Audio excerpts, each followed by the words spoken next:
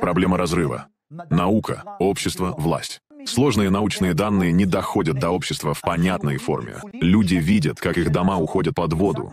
Гибнут урожаи от засухи, выгорают целые регионы. Разрушается инфраструктура. Системы экстренного реагирования не срабатывают. Жара становится смертельно опасной.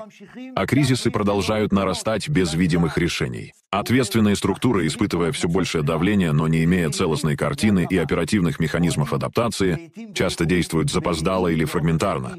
В результате этого системного сбоя, характеризующегося парадигмальной слепотой, разобщенностью и слабой адаптивностью институтов, становится практически невозможной выработка своевременных и эффективных решений. Как следствие, в мировом обществе все отчетливее формируется потребность не просто в поверхностных мерах или временных реакциях, а в целостном, всеобъемлющем ответе на происходящее, способном обеспечить безопасное и предсказуемое будущее на этой планете.